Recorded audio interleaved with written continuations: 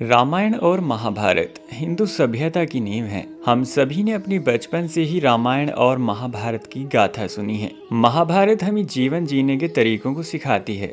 महाभारत में ही भगवान श्री कृष्ण ने अर्जुन को गीता ज्ञान दिया था। यूं तो महाभारत काल में एक से बढ़कर एक योद्धाओं का जिक्र हुआ है और उन्हीं योद्धाओं में से एक है महारथी कर्ण। हम सबको मालूम है कि महाभारत का युद्ध कुरुक्षेत्र में हुआ था और उस युद्ध में कर्ण व अर्जुन के बीच भी भीषण युद्ध हुआ था और अर्जुन के हाथों ही कर्ण का वध हुआ था। लेकिन बहुत ही कम लोगों को पता है कि महाभारत के कर्ण का अंतिम संस्कार सूरत में किया गया। कर्ण का अंतिम संस्कार सूरत में ही क्यों हुआ, इसके पीछे भी एक कहानी है। इस तथ्य को जानना आपके लिए बहुत जरूरी है और आज हम आपको इसके बारे में बताने जा रहे हैं। तो आगे बढ़ने से पहले आप हमारे इस चैनल ज्ञान बाबा हिंदी को सब्सक्राइब जरूर कर लें और कमेंट में जय श्री कृष्ण लिखना बिल्कुल भी ना भूलिएगा। दानवीर कर्ण पांडवों की माता कुंती के सबसे बड़े पुत्र थे। कर्ण पांडवों के सबसे बड़े भाई थे। ये बात उनको कर्ण के अंतिम समय में ही पता चली थी। कर्ण की जीवन गाथा के बारे में तो आपने बहुत सुना होगा। हम सबको मालूम है कि कर्ण का पूरा जीवन काफी संघर्षपूर्ण रहा है, परंतु क्या आपने कभी उनकी मृत्यु के बारे में सुना है? तो आपको बता दें कि जब महाभारत का युद्ध चल रहा था और जब अर्जुन एवं कर्ण के बीच युद्ध चल रहा था, तब कर्ण के रथ का पहिया जमीन में धंस गया। तब कर्ण ने भीष्म पितामह के बनाए नियमों की बात करते हुए अर्जुन से कहा, हे अर्जुन, जब तक मैं रथ का पहिया नहीं निकाल लेता तब तक तुम मुझ पर आक्रमण नहीं करोगे। यह सुनकर अर्जुन रुक गया और उस दौरान भगवान श्री कृष्ण ने अर्जुन से कहा कि हे अर्जुन, तुम क्यों रुके, कर्ण पर तीर से वार करो। जब अर्जुन ने कहा कि निहत्थे पर वार करना युद्ध के नियमों के विरुद्ध है, तब उस दौरान प्रभु श्री कृष्ण ने अर्जुन को याद दिलाया कि इसी युद्ध में अभिमन्यु अकेला ही काफी सारे योद्धाओं से लड़ रहा था। तब युद्ध के नियम ज्ञात नहीं थे। भरी सभा में जब द्रौपदी से अपशब्द कहे गए तो नियमों का उल्लंघन नहीं हुआ और जब द्रौपदी का चीरहरण हुआ तब नियमों का उल्लंघन नहीं हुआ था। कहाँ थे तब महारथी कर्ण? क्यों नहीं उन्होंने द्रौपदी का साथ दिया और क्यों नहीं रोक पाए अंगराज कर्ण, दुर्योधन और उसके भाइयों को? इन शब्दों को सुनकर अर्जुन काफी क्रोधित हो गया और अर्जुन ने कर्ण पर भगवान शिव जी का दिया हुआ अस्त्र चला दिया।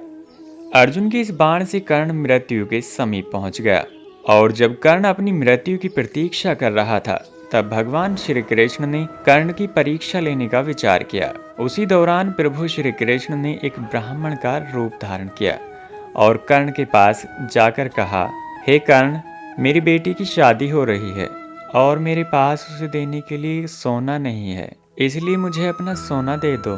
तब मरते हुए कर्ण ने उस ब्राह्मण रूपी श्री कृष्ण से कहा कि ब्राह्मण, मेरे पास कुछ नहीं है, मैं तुम्हें क्या दान कर सकता हूँ? तब ब्राह्मण ने कहा कि तुम्हारे पास एक सोने का दांत है, तुम वह सोने का दांत मुझे दान कर दो।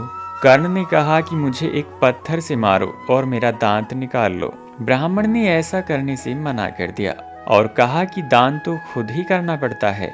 इसके बाद कर्ण ने अपने समीप पड़े एक पत्थर को उठाया और उससे अपनी दांत पर जोर से वार किया और अपना दांत तोड़कर ब्राह्मण को दे दिया। और यही कर्ण की परीक्षा खत्म नहीं हुई। अब ब्राह्मण ने कर्ण से कहा कि यह दांत तो गंदा हो गया, इसे साफ करो। इस पर कर्ण ने अपनी धनुष से धरती पर बाण चलाया तो वहां से गंगा की तेज जलधारा निकल पड़ी। उससे दांत धोकर कर्ण ने कहा, अब तो ये शुद्ध हो गया। इसके बाद कर्ण को एहसास हुआ कि यह कोई साधारण ब्राह्मण नहीं है, यह एक परमात्मा है, ताकि तुम उसे अपना असली रूप दिखाओ।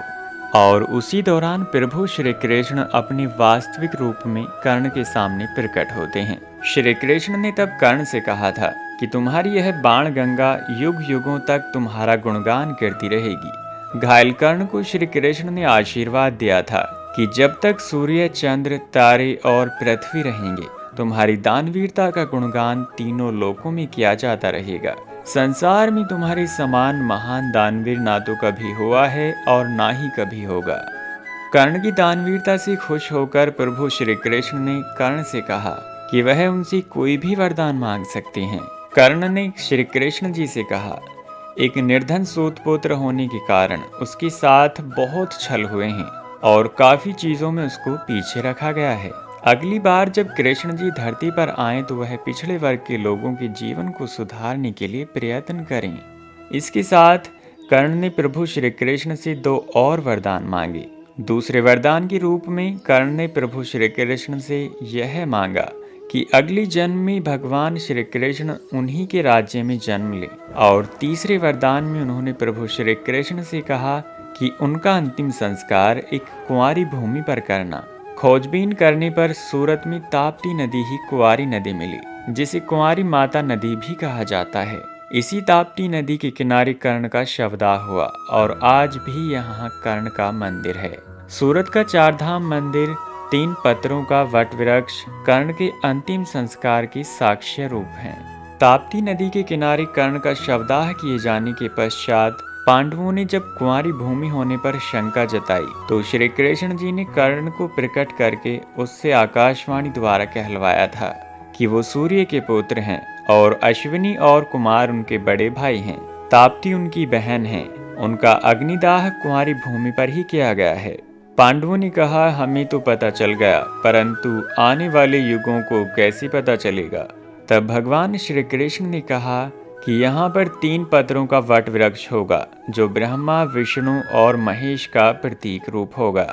ऐसा माना जाता है कि यहाँ अगर कोई भी सच्चे विश्वास के साथ प्रार्थना करता है तो उसका मनोरथ कार्य अवश्य पूर्ण होगा। इस प्रकार यह वृक्ष आज भी सूरत में ताप्ती नदी के तट पर खड़ा है और इसके पास यह 3 पत्तों वाला वृक्ष है, जिसे सूरत में 3 पत्ती वाले तिप्तिया घास के नाम से जाना जाता है। तो दोस्तों, उम्मीद है आपको हमारी ये वीडियो अच्छी लगी होगी और जाने से पहले इस वीडियो को लाइक करना बिल्कुल मत भूलिएगा। और साथ ही अगर आपने अभी तक इस चैनल को सब्सक्राइब नहीं किया है तो इस चैनल को भी सब्सक्राइब ज़रूर कर लें। और ऐसी ही बहुत सारी वीडियोस हमारे चैनल पर उपलब्ध हैं, आप उन्हें भी ज़रूर देख लीजिएगा। धन्यवाद।